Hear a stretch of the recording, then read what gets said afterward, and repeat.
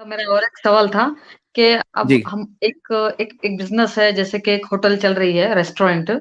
अगर उसके बढ़ाना है, हमें नेक्स्ट डालना है आगे, तो उसको कैसे बढ़ाएं सर? कैसे आगे ले जाए? नहीं, दूसरी बहुत होटल, अच्छा, दूसरा रेस्टोरेंट। जी यही। बहुत अच्छा, अल्हम्दुलिल्लाह। जी फवाज भाई।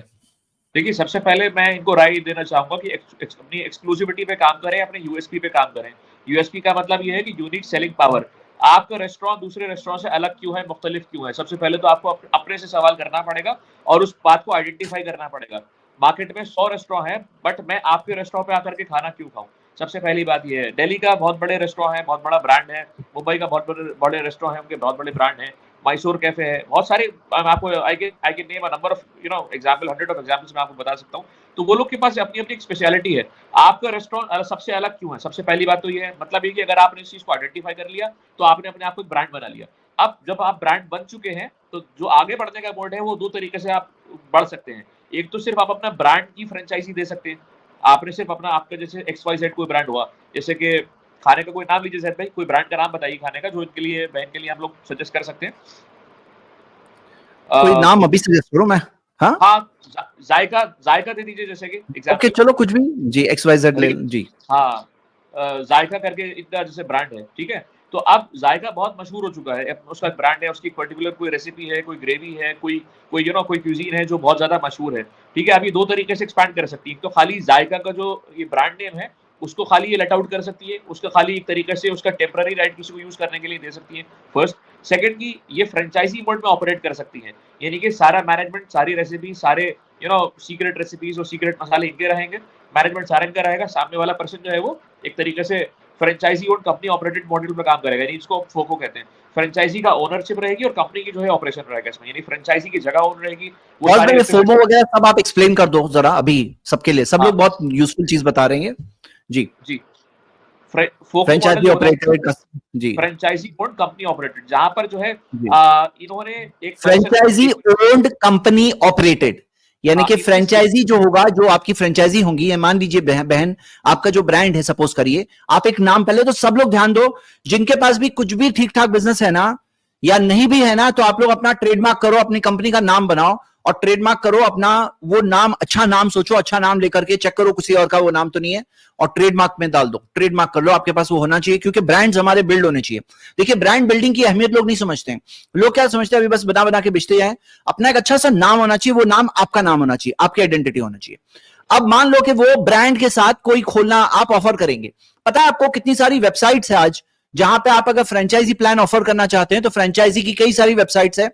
कितने सारे लोग हैं, पैसे होते हैं उनके पास, बिजनेस आइडिया नहीं होती है। सपोज आपके पास, सपोज करिए एक अच्छी होटल का आइडिया है और खाना लोग पसंद कर रहे हैं, तो ऐसे कितने लोग हैं जिनके पास पैसे हैं लेकिन आइडिया नहीं है। तो आप वहां पर जो वेबसाइट पर अपनी लिस्टिंग करेंगे, फ्रेंचाइजी मॉडल बनाकर देंगे, तो कौन सा मॉडल हो सकता है? तो फवाज भाई बता रहे हैं, एक मॉडल ये है कि फ्रेंचाइजी ओन्ड, यानी वो दुकान जो होगी वो फ्रेंचाइजी की ओन की हुई होगी, लेकिन कंपनी ऑपरेटेड, यानी आप ऑपरेट कर रहे हैं। ये एक मॉडल हुआ। आगे बोलिए फवाज भाई। तो उस केस में जैसे आपने बताया कि सारा मैनेजमेंट, सारा जितना भी ऑपरेशंस है, वो कंपनी एक तरीके से एसओपी बना के, यानी स्टैंडर्ड ऑपरेटिंग प्रोसीजर्स बना के अपने स्टैंडर्ड फ्रेंचाइजी ऑपरेटिंग को। प्रोसीजर बनाना है। एसओपी यानी क्या? अब कोई छोटी छोटी से छोटी होटल क्यों ना हो, वो अपना ऑपरेटिंग प्रोसीजर लिख के रखे कि हम लोग ऐसे ऐसे डिश बनाते हैं। हाँ, क्योंकि कल हो गए 100 शेफ बनाने वाले, वो डिश 100 जगह पे जाएगा, तो क्या चीज आज इस रेस्टोरेंट में चल रही है वो 100 जगह पे भी चलनी चाहिए। हाँ, तो कैसे चलेगी? आप उसका स्टैंडर्ड ऑपरेटिंग प्रोसीजर एसओपी बनाएंगे। जी बताइए फर्स्ट में। तो उस केस में फ्रेंचाइजी से ये इंटर्न फ्रेंचाइजी से ये तो सेल्स का एक परसेंटेज रॉयल्टी चार्ज करेंगे, जितने भी उसकी सेल्स हुई, जितना भी रेवेन्यू आया, क्योंकि वो रेवेन्यू इनके ब्रांड की वजह से आ रहा है। तो एक ऑलरेडी इनका प्रोटोटाइप मॉडल सेल मौजूद का है मुंबई परसेंटेज में, मिलेगा ओनर को। जी।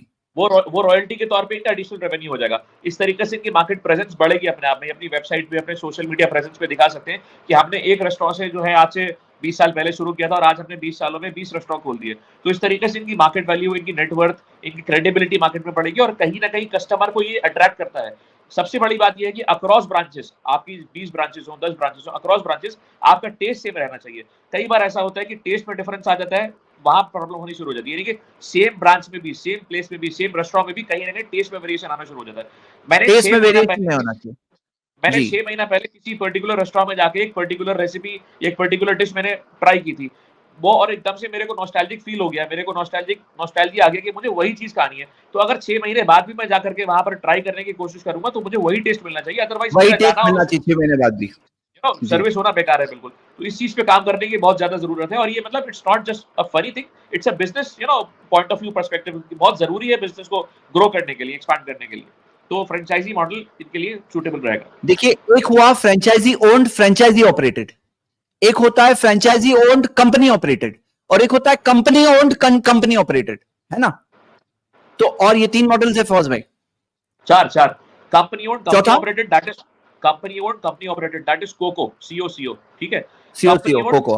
हाँ, company owned franchisee operated, okay? हाँ, franchisee owned company operated and franchisee owned franchisee operated. So correct. These are franchisee 4 own company operated, franchisee own franchisee operated, ये 4 model है। एग्जैक्टली। अब बहन आप इसके अंदर देखेंगे आप, और मैं आपको बताऊं, अगर आपका प्रोडक्ट अच्छा है ना, कोई एक अच्छे यूट्यूबर को बुलाओ, कोई इंस्टाग्राम वाले को बुलाओ, उसको खिलाओ खाना, उनको कुछ जो उनके चार्जेस फीस वगैरह दो, बोलना हमारे ऊपर बनाओ, हमारी वीडियो बना के डालो।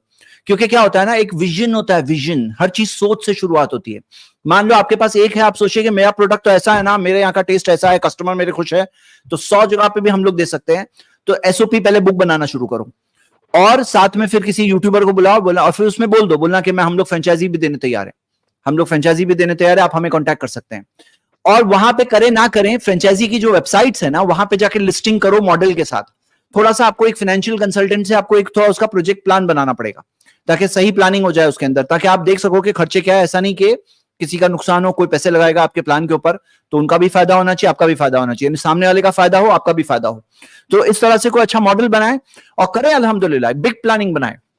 जी बहन, आपको उम्मीद करता हूं कुछ रोड मैप दिखा होगा इंशाल्लाह। जी सर, जज़ाकल्लाह खैर। अस्सलाम वालेकुम। वालेकुम सलाम।